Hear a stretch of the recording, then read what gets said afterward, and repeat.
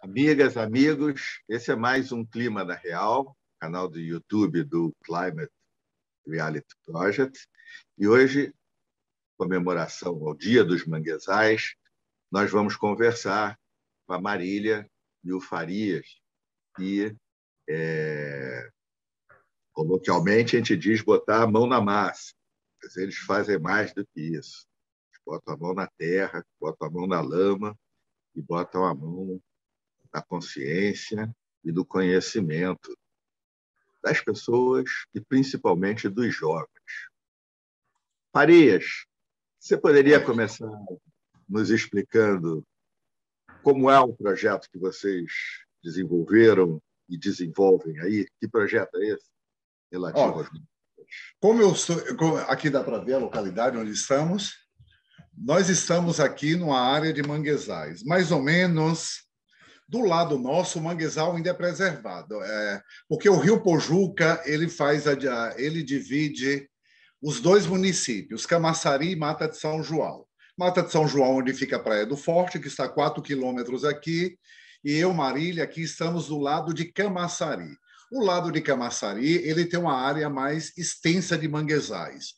Do encontro do rio com o mar, mais ou menos até 5 quilômetros, 4 quilômetros, 5 quilômetros, aí você vê ali o último pé de mangue. Isso significa que a água do mar, as duas marés que jogam água dentro do rio, até onde consegue chegar. Então, o projeto Manguezal, como ele surgiu? No ano de 2002, eu pedi uma autorização ao órgão ambiental da Bahia, que faz a proteção na Bahia. Hoje se chama INEMA, mas na época se chamava CRA. Eu pedi para abrir esse restaurante dentro de uma área de APP, que é uma coisa quase que impossível. E foi discussões, e eles concordaram, mas com condicionantes. Uma das condicionantes era atender a população ribeirinha, palestrando e falando sobre esse ecossistema de manguezal, sua fragilidade, por que conservar, os caranguejos, os gaiamões. Eu concordei, esse projeto era só 2 anos. Era uma das condições para eu receber uma licença para abrir um restaurante numa área de APP. Eu cumpri os 2 anos, fui autorizado, abri o restaurante. Mas nesse inteirinho de 2 anos, eu acabei me apegando por esse projeto. Aí eu estendi ele mais ainda. Eu fiz uma parceria com as escolas públicas, isso tudo é fotografado. Eu fiz uma parceria com a escola pública, que durante 2 anos eu receberia por semana 50 alunos das escolas públicas local. O ônibus da escola chegava aqui oficial, com os professores, os instrutores, inclusive com o lanche. Eu palestrava sobre ecossistema de manguezal, que eu não conhecia muito sobre esse tema. Quem me ajudou muito foi o livro de Arthur Sofiati. Vocês devem conhecer, não? Lindo. Os Manguezais do Brasil. Eu gosto muito desse livro porque tem história. Além de todo o ecossistema, se fala de história. Eu decorei aquele livro e foi com esse livro que eu palestrei durante anos sobre ecossistema de manguezal. Como funcionava?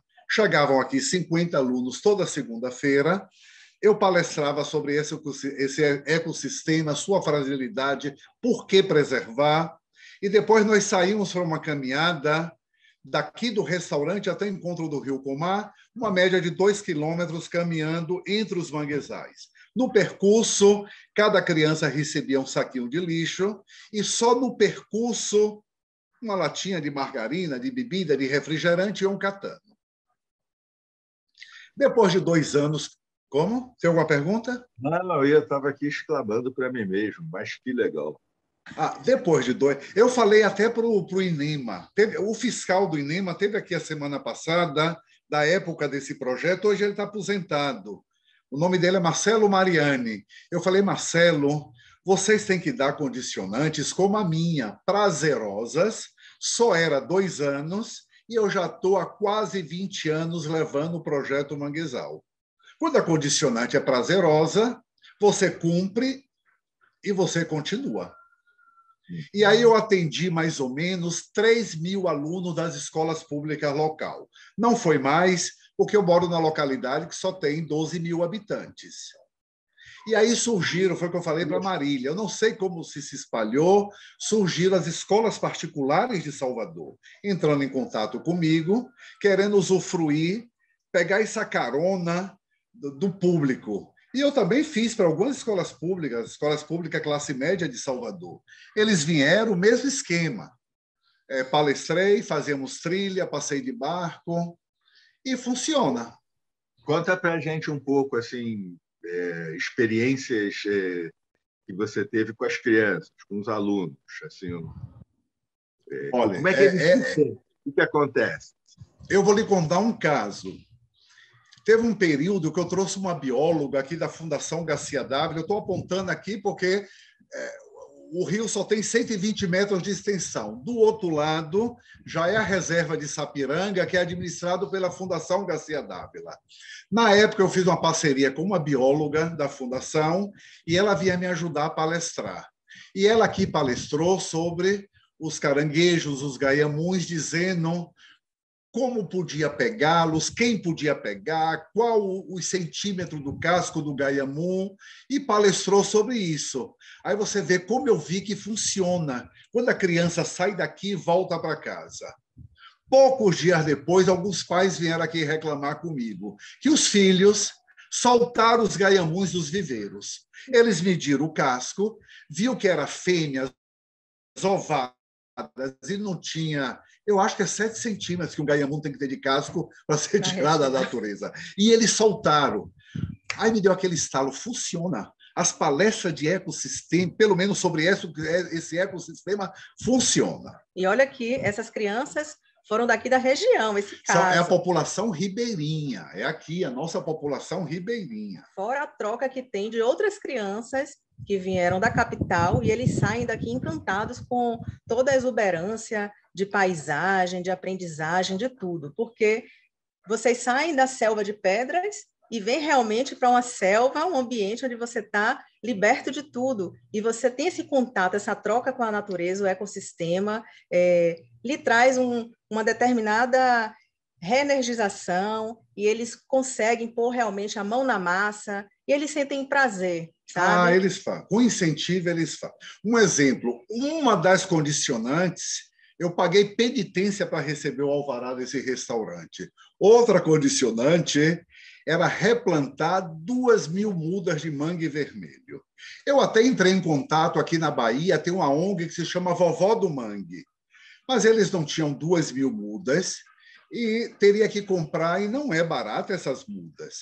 Aí essa bióloga me deu a ideia de irmos aqui, andando aqui pelo manguezal, inclusive pela praia, para catarmos o propágulo do mangue vermelho, a semente do mangue vermelho, né? Isso eu aprendi com o Arthur Sofiato, que se chama propágulo, que eu não sabia. E eu aprendi também que essa semente, depois que cai, durante um ano ela ainda pode estar viva, ou ela está viva. E replantamos. Inclusive, não sei se eu já falei isso para a Marília, onde está a propriedade dela, essa área também foi replantada com mangue vermelho. Então, funciona. A princípio, a criança vai na euforia. Porque eu trabalhava aqui na faixa etária de 8 a 16 anos. Eles vão na euforia, mas depois eles vão, porque quando eu dava o saco do lixo, alguns falavam, eu não vou catar o lixo porque eu não moro aqui na beira do rio. Aí a gente ia lá e conversava a importância de catar esse lixo. E eles acabam, com o tempo, sim, entrando no clima. Eu tenho um Facebook desse projeto Manguezal, e lá se chama Instituição Manguezal. Então, lá tem alguns mutirões de limpeza que a gente fazia com os alunos da escola pública e os pais deles aqui da comunidade ribeirinha. Então, funciona. Marília, poxa, encantamento total. E essa coisa que a Marília disse de envolver, né, da criança ir para esse... Fala para a gente, rapidamente, vocês, para os que vão assistir o Clima na Real dos Manguezais, o que é um manguezal e o manguezal aí de vocês, pertinho de Salvador. Quais algumas coisas que distinguem, que caracterizam ele especificamente? Bom, nós podemos conceituar aqui que o Os manguezais, eles são berçários marinhos. E é de vital importância para todo o planeta, para todo um equilíbrio. Porque se isso aqui se acaba, esse sedimento ele vai se oxidar.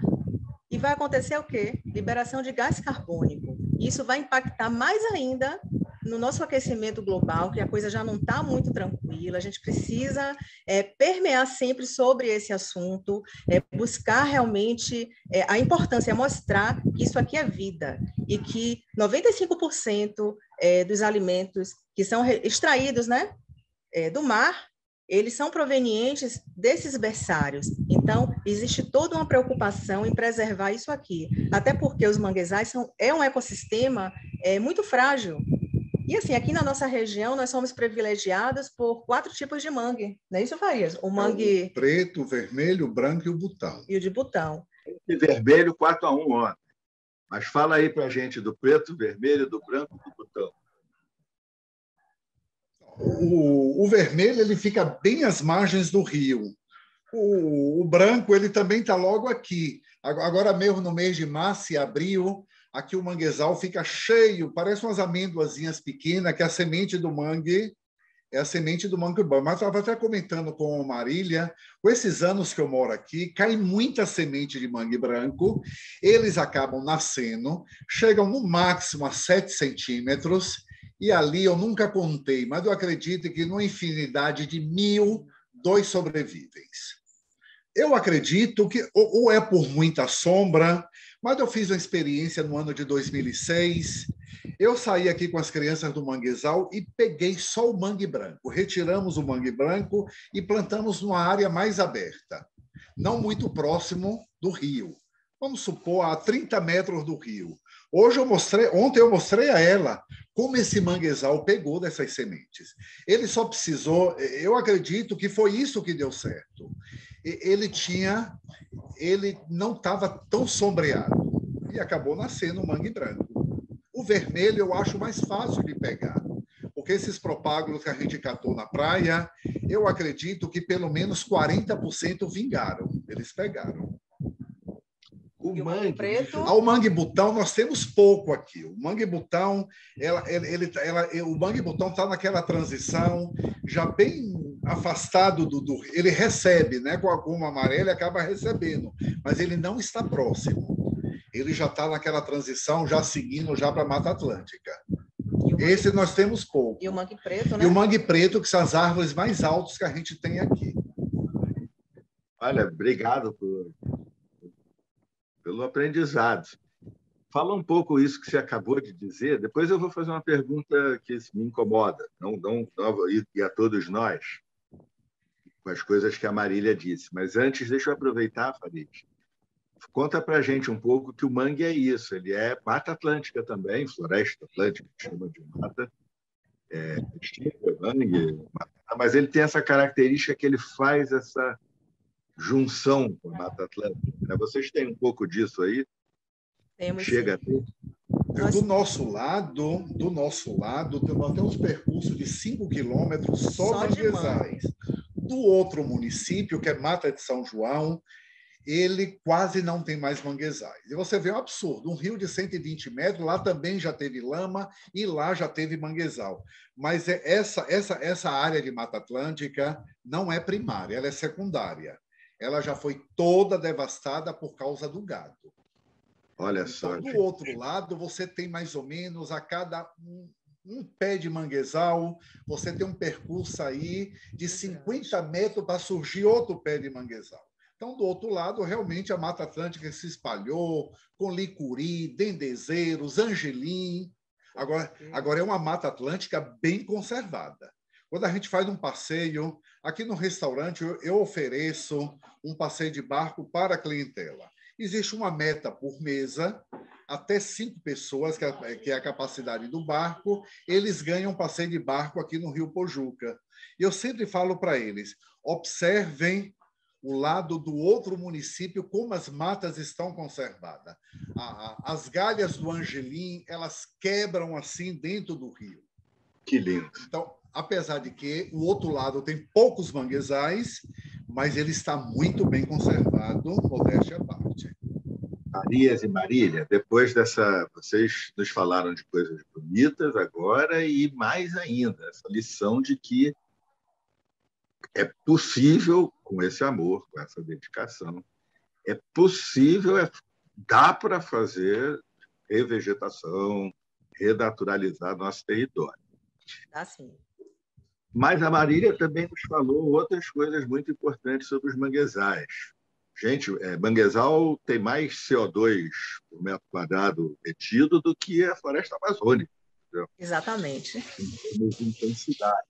E, além disso, olha que expressão linda, né? Berçários da vida nos oceanos e corpos vivos doces também. O mar está subindo.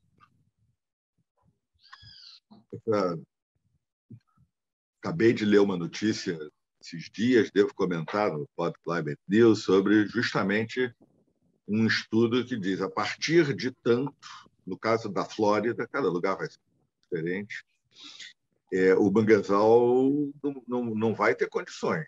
Se deixar o aquecimento global continuar, a elevação do nível do mar continuar, os piores cenários, lá eles já estão prevendo que a partir de um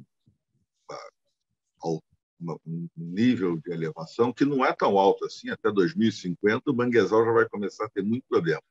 Farias, com toda essa sua experiência e conhecimento, suponha, pega o nível do mar na média, ou seja, quando tem maré alta, ou quando tiver chuva, ou a ressaca, é muito mais que isso. Pega a média dele e bota aí mais meio metro. Como é que vai ser? Eu nunca havia pensado nisso. Acontecendo isso, realmente vai causar um impacto muito grande, né? Porque como esse ecossistema aqui funciona de acordo com a Lua, né? Fases da Lua, que é quem regula as marés, na fase de enchente e deságue, né? Porque aqui a gente tem o encontro do rio com o mar, a gente está bem próximo, é preocupante, porque realmente pode impactar. Mas, assim, eu acredito, eu ainda tenho fé na humanidade, né? Eu penso que nem tudo está perdido. Se a gente conseguir conscientizar realmente as pessoas de que não precisamos buscar somente o retorno financeiro, mas precisamos buscar primeiro um equilíbrio ecológico para fazer com que todos consigam viver de forma assim harmônica com o ecossistema, não só ecossistema de manguezal, mas precisamos abrir os olhos até para os oceanos, os corais. Então, se tudo existe é porque é cíclico. Precisa ter um equilíbrio de todos esses ecossistemas, porque eles conversam entre si. Até porque a maré enche, a maré vaza, existem correntezas, onde faz todo aquele percurso e, quem sabe, até não volta novamente, só que a gente não tem esse controle, a gente não tem como mensurar isso. Então, de forma quantitativamente, não tem como avaliar. A gente não consegue colocar um chip em uma água para poder saber qual o percurso que vai fazer, etc. e tal. E, assim, é muito preocupante, porque, querendo ou não, o manguezal, ele controla, porque esse fluxo, né, que sobe aquela água salobra e aí se mistura com a água do rio, aquela coisa volta. Boa parte desses animais marinhos, eles vêm, eles ficam uma parte aqui dentro desse berçário, se reproduzem, pode-se dizer que 70% crescem aqui para poder depois voltar realmente para os oceanos. E a gente precisa ter esse olhar, precisamos nos policiar e ensinar a essas crianças pequenas que estão chegando agora, essa geração da agora, porque assim, nós prejudicamos as gerações futuras. E nós precisamos reverter esse impacto que nós fizemos. Então, nada melhor do que a educação ambiental, não apenas para crianças, mas também para adultos. O adulto já é mais difícil, porque eu digo sempre que é uma caixinha fechada, né? Porque é aquela coisa, eu sei, eu faço dessa forma, a forma que eu estou fazendo é a correta, e nem sempre, das vezes, é com as melhores das intenções que a gente está desenvolvendo aquilo. Então, eu sempre falo, eu estou sempre aberta a novos conhecimentos, e sempre que eu estou podendo conversar sobre ecossistema de manguezal, sobre ecossistema dos oceanos, sobre o clima, sobre jornada climática, e assim vai por diante, porque a gente precisa compartilhar conhecimento, a gente não pode apenas adquirir aquele conhecimento, eu sei, eu vou fazer da forma correta. A gente não pode ser egoísta a esse ponto. A gente tem que realmente compartilhar, abrir, conversar, trocar ideias e procurar, olha, como é que esse projeto funciona? Quando eu cheguei aqui na região, Farias foi quem me abraçou. Farias chegou aqui em 2000 e...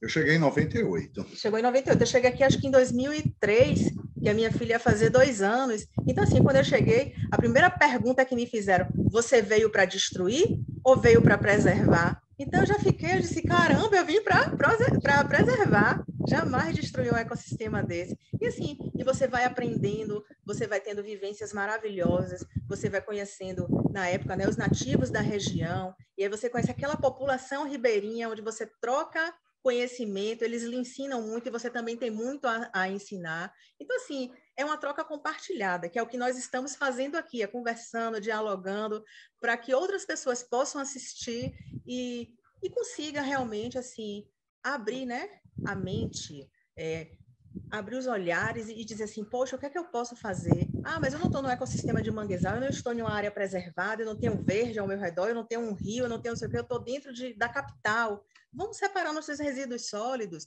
vamos procurar projetos onde a gente possa direcionar aquilo ali para impactar de forma menor o nosso ecossistema. Porque quando nós montamos o nosso lixinho ali, que fazemos aquele saquinho, amarramos e colocamos na nossa porta, né? E faz assim, eu estou jogando lixo fora.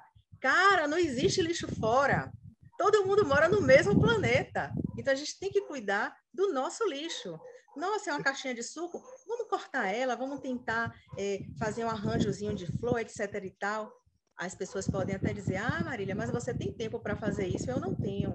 Vamos, então, direcionar aquele resíduo sólido para uma cooperativa. Se você mora em condomínio, conversa com seu síndico, monta um projeto, faz com que aqueles resíduos sejam todos coletados e entra em contato com a cooperativa. Fulano, vem aqui buscar, que a gente tem aqui, um lixo que serve para você e que vai trazer retorno financeiro para a sobrevivência, não só do programa, mas também das famílias que adentram, né? Permeiam todo aquele ambiente e a gente vai vivendo. E a gente consegue realmente diminuir todo esse impacto. Porque hoje uma das maiores preocupações que eu tenho com as águas são os microplásticos, que a gente não consegue visualizar assim de forma explícita, né? A gente não consegue. E nós já sabemos que os nossos alimentos que vêm do mar, como os peixes, já estão indo contaminados. Tem microplástico, os peixes têm microplástico. A gente está comendo então, microplástico engordasse, a gente estava ferrado. Mas faz uma má saúde danada. Gente, olha que aula de história maravilhosa a Marília nos deu. Nós estamos na terceira década do século XXI. Nos anos 70 do século passado, o pessoal falava assim, pensar global, agir local. E olha o que a Marília nos ensinou agora. Pensar global, ela está pensando em mudanças climáticas, crise climática, etc. Agir local. Só que agora tem um complemento. Pensar local, agir global. Porque se o nível do Paris, não precisa se preocupar tanto, não. 50 centímetros, meio metro, é a projeção se a gente não conseguir mudar o rumo das coisas. Na verdade, pode ser até pior, porque esse meio metro e tanto é só calculando o nível do mar na parte que a gente conhece, que é água mais quente tem mais volume, que nem gelo que a gente põe, água que a gente põe no congelador e aumenta. Água mais quente, as moléculas ficam mais agitadas, os oceanos aumentam o nível. E as geleiras que derretem também aumentam o nível do oceano. Tem uma parte mais complicada, que é como é que colapsa aqueles mantos de gelo. Antigamente a gente dizia calotas polares, agora mantos de gelo, que aí é mais complicada a ciência. Mas nós temos chance de, conseguindo ficar ali perto dos 2 graus, o mar vai subir de qualquer maneira, já subiu 20 centímetros, vai subir mais uns 20 centímetros. Então, é pensar global, agir local, pensar local, agir global. E a Marília nos falou disso sem academicismo nenhum e fala assim para as crianças: tem que cuidar aqui do manguezal para salvar o planeta, tem que cuidar do planeta para salvar o nosso manguezal.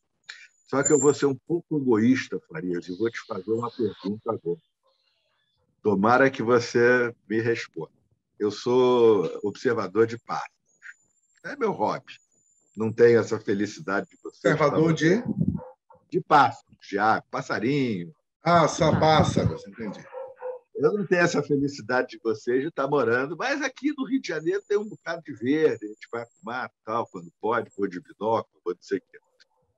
A Floresta da Tijuca. Se eu estivesse chegando aí agora e te perguntasse, Farias, quais são os passarinhos mais legais que eu tenho chance de ver aqui no nosso passeio? Quais seriam? Eu não entendo desse mundo, mas o que tem muito aqui, os nativos, o sabiá tem muito aqui, muito mesmo, muito. Você escuta muito o canto do sabiá. Eu acho que o dominante, possa ser que tenha mais, mas o dominante aqui nessa região é o sabiá. Quando eu cheguei aqui há muitos anos atrás, essa reserva de Mata Atlântica que fica na outra margem do rio, havia muitos, mas não era pouco, não. Uma imensidão. É aquele sabiá da praia, aquele meio cinzazinho? Hã? É sabiá da praia, aquele que é meio cinzazinho, com branco e tal, ou é sabiá laranjeiro? Não, é o comum mesmo. Não é esse bem colorido, não. Poxa, esse passarinho imita tudo quanto é outro, todos os outros. Olha aqui, você escuta eles aqui, eles realmente, como se diz aqui na Bahia, eles são a rainha da cocada aqui desse. O que desapareceu nos últimos anos é os periquitos jandaia, que aqui tinha uma imensidão, eles em bandos imensos, eles cruzavam de uma margem para outra, e eu percebi nos últimos anos que aqueles bandos de periquito que passavam fazendo o maior barulho, eu não os vejo mais. Também é os nativos da região que pegam para vender ou para criar. Como evitar isso? Como ela falou aqui, educação ambiental é um trabalho árduo. Eu entrei nessa por causa dessa condicionante. Ele é árduo, ele é lento de se ver frutos, mas ele funciona. Mas não pense que é rápido, não. Vou te dizer, eu fiz uma vez uma estatística da população... Parabéns, parabéns. Eu quero que você continue com essa estatística, não esquece não, mas é que eu estou lembrando de você falando que eles soltaram os Guaiamum, e vocês falando agora, educação ambiental funciona. Funciona mesmo. Depois dele passar com vocês aí, se chegar e ver uma jandaia na gaiola, alguém chegando com a jandaia, ele vai soltar a jandaia também, né? Por exemplo, um afilhado meu. Eu, quando criei esse projeto, tinha mais ou menos umas 10 crianças aqui na população ribeirinha que eles não eram batizados, e o padre local me pediu espaço para realizar umas missas. Eles falaram: olha, Farias, se o católico não vai até a missa vai até os católicos. E eu cedi o espaço. Uma vez por mês eu tinha uma missa aqui, uma média de 120 pessoas, 100, 120 pessoas, e o padre vinha aqui e se realizava a missa. Eu peguei uns meninos rebeldes que não eram batizados e acabei ali apadrinhando esses meninos. E um deles, há um ano atrás, foi da natureza e tirou o mico. Aí eu conversei com ele: Marquinhos, esse mico não é para sair da natureza. Aí eu peguei o mico, tentei ativar esse mico outra vez na natureza, mas quando eu descobri que ele tirou o mico da natureza, já tinha 3, 4 meses. Aí eu boto aqui banana para os micos, que vêm os bandos, e são vários bandos durante um dia todo. Eu peguei o mico, amarrei ele num cordão bem longo para saber qual desses bandos iam pegar esse mico de volta, já que ele já estava 2 meses fora do bando. Foi duro. Os bandos chegavam, maltratavam ele, mas no final algum bando acabou levando ele. Quer dizer, é um trabalho árduo, mas essa história levou uns 30 dias para algum bando adotar outra vez aqueles micos, porque tirou ele do grupo, o grupo não o quer mais. Mas funciona. Quanto à educação ambiental, por que eu te falo que é um trabalho árduo e lento? E ele só funciona com os adultos, ele pode até funcionar. mas ele funciona quando o filho vê o pai cortando uma galha de manguezal e o filho de 9 anos chega, meu pai, não, lá no projeto Manguezal eu aprendi que o crescimento do manguezal ele é lento e ele leva 15 anos para chegar numa fase adulta. Então, assim como soltou os caranguejos dos pais, por quê? Uma vez eu fiz a estatística aqui da população ribeirinha, qual era o nível sociocultural dos pais dessas crianças. Quem não era analfabeto chegou ao 3º ano primário, semi-analfabetos. Então, é difícil até para essas crianças que nasceram no manguezal, de que eles não podem quebrar uma galha do manguezal ou cortar o manguezal para eles poderem dar pulo no rio. Funciona, mas não é fácil, não. É muito trabalho de educação ambiental, muito trabalho. Tanto é que eu parei por um período esse projeto e agora já se tem aqui a segunda geração deles, que a gente dava aula de educação ambiental no ano de 2005, 6, 7 e 8. Durante esses 4 anos que tinha as palestras aqui. Essas crianças já não preservam mais. O que eu tenho aqui no projeto, o projeto Manguezal ainda funciona. Hoje em dia ele funciona como reforço escolar para essa população ribeirinha. Agora mesmo tem ali uma média de 10 alunos tomando aula de reforço escolar. Mas funciona, mas ele é lento. Desculpa, Farias, uma pergunta para a Marília e para vocês também, para você também. E a criançada, além de aprender e mudar o planeta, não é só mudar o manguezal perto da Praia do Forte, não. Então, vocês percebem uma mudança no espírito também? Conta alguma coisa sobre... Aumenta a autoestima, ele saber que ele está aí num lugar que é importante para o mundo, e que é lindo, e que é único. Eles passam por aí, Gatá que mora aí, e começa a se sentir um pouco mais como deveriam se sentir. Poxa, eu moro num manguezal, eu moro perto de um lugar que é importante para o mundo, eu vou preservar. Tem essa coisa da autoestima?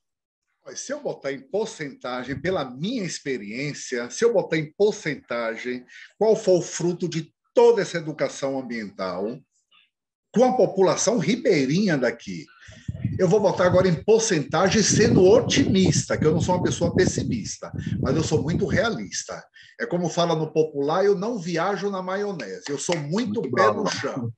Também minha adolescência e até parte da fase adulta, eu fui criado em Israel. E lá o israelense é pé no chão. Ninguém viaja na maionese. A realidade lá é dura, então você não fantasia muito. 30%. 30% funciona. E para ter esse orgulho, eu consegui esse orgulho de que eu moro numa área de APP, de manguezais. Sabe com quem eu consegui? Eu peguei os jovens aprendizes acima de 12 anos, treinei eles, de acordo com o português dele, com o palavreado dele, treinei eles sobre esse ecossistema. A minha clientela do manguezal tem um período que tem muita gente do sul, do sudeste e alguns estrangeiros que gaguejam no português. Essas crianças saíam guianos, eu falava aqui entre as mesas e alguns já sabiam que do Projeto Manguezal tem guias mirins que palestram sobre o ecossistema de manguezal e fazem esse percurso de 2 quilômetros. Esse sim, eles iam com camisas escrito Projeto Manguezal, Jovem Aprendiz. Isso eleva muito a autoestima deles, que ele é um professor, que ele dá aula para adultos com nível sociocultural bem maior do que eles. Que eles aqui falar, eu palestrei, hoje eu levei um grupo, eles não falam gente rica, eram barões. Eles usam muito esses termos aqui, para quem tem recursos financeiros. Hoje eu palestrei para um barão, ele adorou e me deu 10 reais de gorjeta. Esse sim, que tem a autoestima elevadíssima. Eu acho que até mais do que dos argentinos. Aí não, Faria. Eu penso assim, por eles estarem, né, já nesse ambiente, eles já se acostumaram. Então, é como o Farias falou, precisa engajar, mostrar que realmente eles têm um diferencial e que quando essas pessoas de fora vêm, eles realmente são o quê? São os atores principais, eles que vão guiar, então isso realmente eleva a autoestima deles. Muito. Eles padronizados, com a fardazinha, guiando, falando das espécies de mangue. Tipos de da onde crustáceos. veio isso aqui. A gente treina eles de acordo com o português. Eu passo aqui, eu pago penitência de tirar vício de linguagem dessas crianças. Cadê seu pai, menino? Está trabalhando. Mas ele escreve trabalhando. É um vício de linguagem do avô, do bisavô, da tia, como é difícil.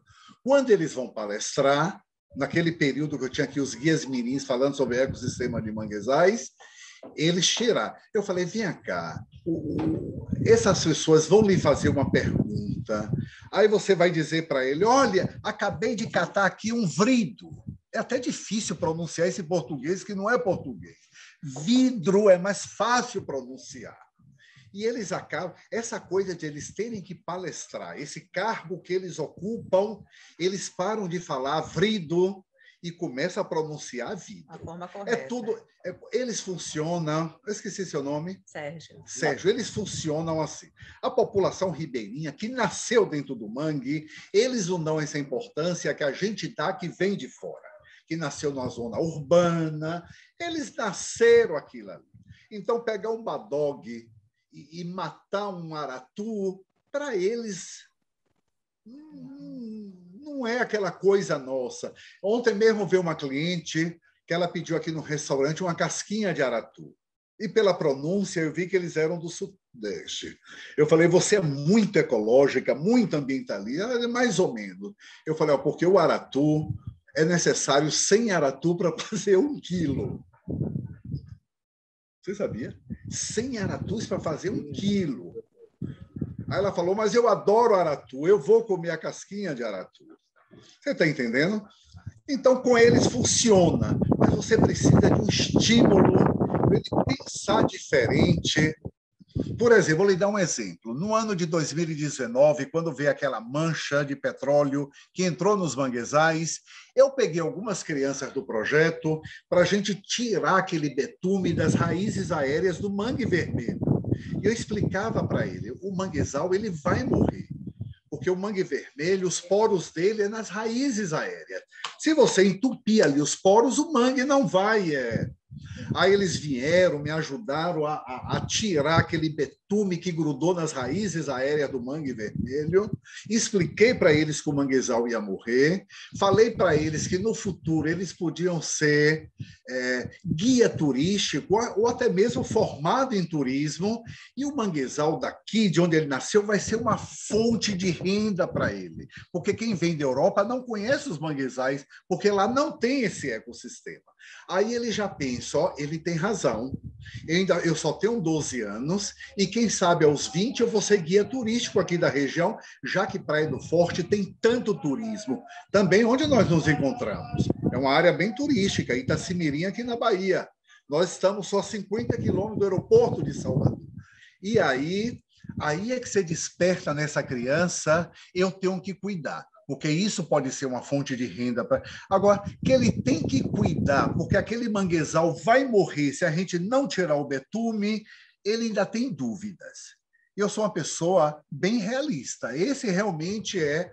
Agora, se trabalha muito em cima disso, aí ele é capaz realmente de falar para o primo dele, olha, ele não corte o manguezal, não. Esse ecossistema é um berçário, mas tem que trabalhar muito em cima disso, não pode ser trabalhos esporádicos. Eu vou palestrar sobre eco-manguezal porque é o dia dos manguezais e volta a fazer isso. Não funciona, porque eu vi que já tem bons anos que eu não recebo aqui grupos palestrando sobre o ecossistema de manguezal. Surgiu uma geração aí que estão com 10 anos e eles não veem essa importância. Tem mais ou menos 3 meses que eu peguei essa nova geração, desses pais que, quando eu cheguei aqui, eram adolescentes, e demos um saquinho de lixo. A professora te mostrou até o vídeo. Elas falaram, mas eu não vou catar lixo. Aí você tem que ter toda uma diplomacia do porquê catar esse lixo. Incentivar, né? Mostrando a eles funciona, que a olha, precisa mas é um fluir. trabalho de formiguinha. principalmente a grande influência do desnível sociocultural. Por que que eu vou? Por que que eu vou agora tirar betume das raízes? Por que que eu vou fazer? Eu sempre falo assim, quando vem esse questionamento, né? Ah, porque eu tenho que pegar esse lixo que é de outra pessoa?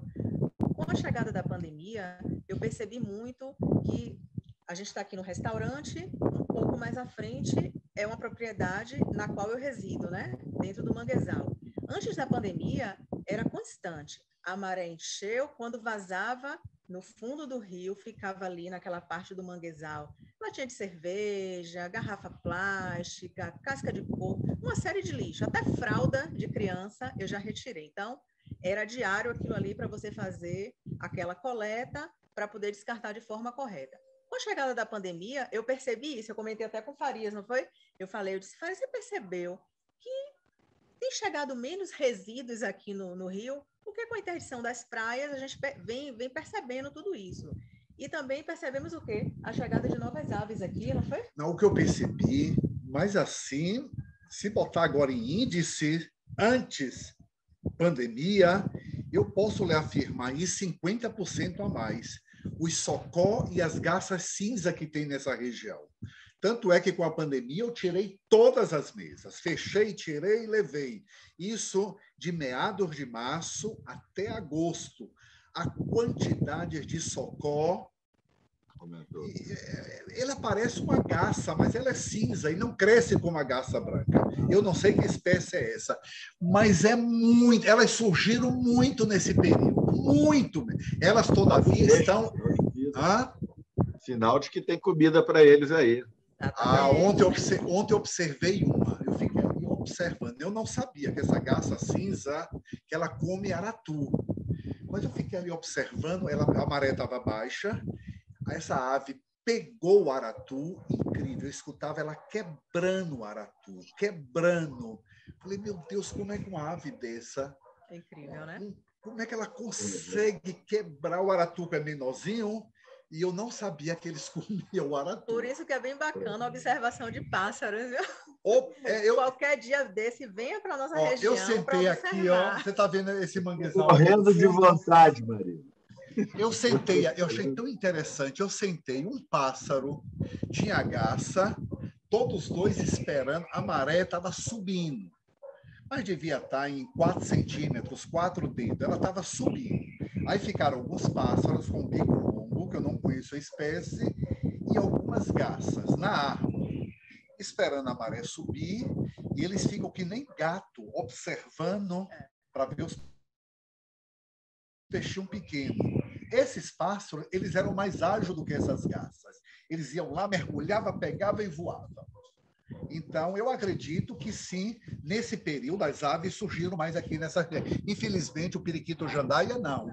Mas essas garças e o socó, sim. E aí vem toda aquela parte, né? Que quanto mais a gente incentiva os jovens, mais eles se sentem importantes. E a ideia é justamente essa mesmo, é mostrar que eles podem mudar, fazer o diferencial daqui para frente. E que não depende somente da gente, nós adultos, o responsável pelo projeto que tem que fazer isso. Não, nós somos apenas o quê? Uma ponte, onde a gente está passando aquela informação, agora cabe a gente fazer com que eles consigam captar, abraçar aquilo ali. A gente não pode depositar o conhecimento na criança, né? A gente tem que fazer com que ela vá adquirindo tudo aquilo ali para poder colocar em prática dali para frente. É muito assunto, né, Sérgio? É muito assunto, mas olha, nós vamos acabar, porque é muito assunto, mas eu queria agradecer demais a vocês. Vocês deram para todos nós, para mim, uma aula sobre manguezais, sobre educação, sobre vida. E, Farias, eu vou chamar a atenção de todos que vejam esse programa. Você deu também uma aula para a gente de Brasil. Obrigado. O Brasil não é igual aos outros países. A gente parece um pouco com a África do Sul. A desigualdade no Brasil... O Brasil não é mais um país pobre, mas a desigualdade e a injustiça é uma cicatriz muito profunda. E quando você, em um minutinho, nos disse assim, falando dos manguezais, e aí quando eu cheguei aqui, e aí eu vi essa desigualdade, Eu nem entendia isso.